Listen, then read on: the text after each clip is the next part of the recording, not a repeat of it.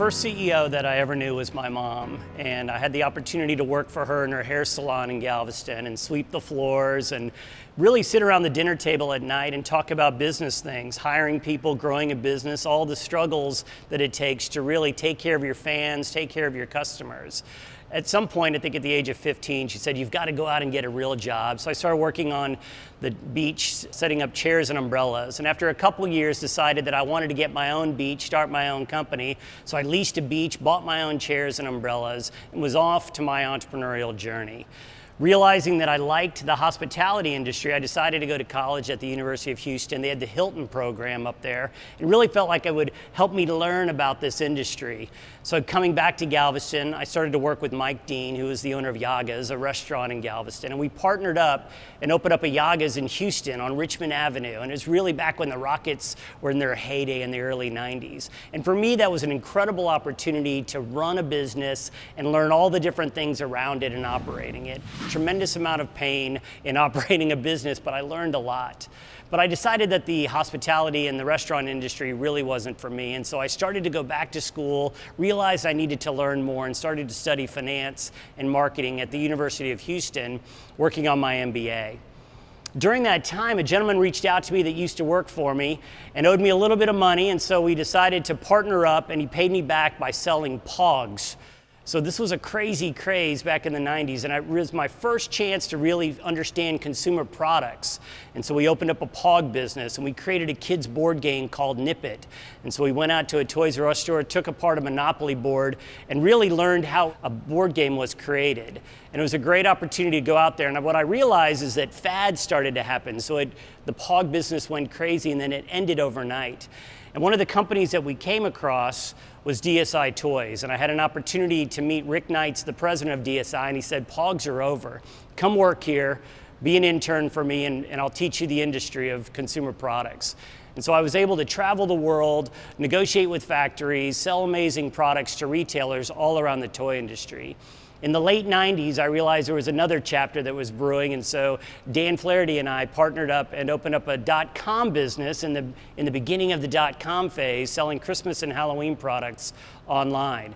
Unfortunately, like all .com businesses, we had a great company and culture, and we were driving revenue, but it wasn't profitable. After going bust in the .com business, I had the opportunity to serve at Gemmy in both a marketing and product role, which got me really back into consumer products, and really had the opportunity to serve as president since 2009.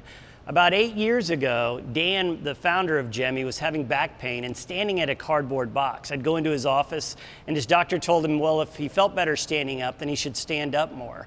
And so we started to reach out and see if we could find a sit-stand desk for him. And what we found is that they were expensive, hard to assemble, or it took 8 to 12 weeks for them to ship out anything to us. So we decided to create our own.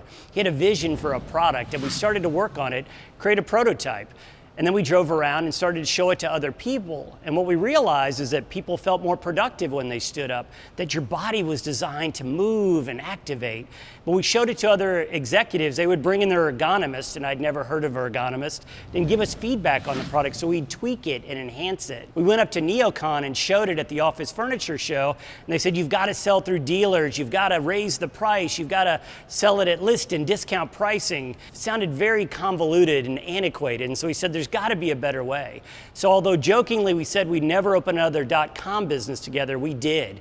So we opened up at Veridesk.com and started selling our product. We did Google ads, and we invested $10 a day, and then $50 a day, and then $100 a day, and it started to sell. And we were joking that we said, "Oh my God, we sold 3 in one day, $1,000, and we're high-fiving and so excited."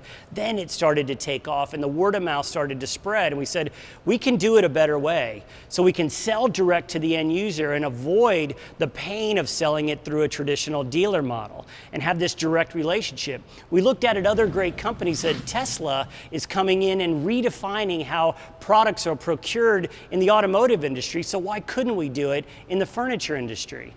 Then by listening to our fan base, they started emailing us and saying, do you all have anti-fatigue mats? And at the time we didn't. So I did research like everybody else, and I went on Amazon and I bought a bunch of product, and we had to decide, are we going to become a channel of distribution for other people's product or create our own? And our team, we didn't find anything we liked, so we decided to create our own. And suddenly, by listening to our fan base, we realized we were able to create more products and more solutions for them as we went on this journey. Then they started emailing, do you have monitor arms? Do you have standing conference tables? And it became this journey in this relationship. And I realized then we weren't dealing with customers, we were dealing with fans. And to get that instant feedback from our fan base was helping us grow our business. There's really three key takeaways here as I think about this. One, you can monetize these pain points. Whether you're thinking about product or processes, where these pain points and your passions collide, businesses can be created. Secondly, listening to your customers and turning them into a fan base can help you continue to grow, and they become champions for your brand and your products. And third, you've got to continue to improve and get better. By listening to your fans, by listening to the pain points, you continue to improve, and that flywheel effect will continue to elevate your business and your brand.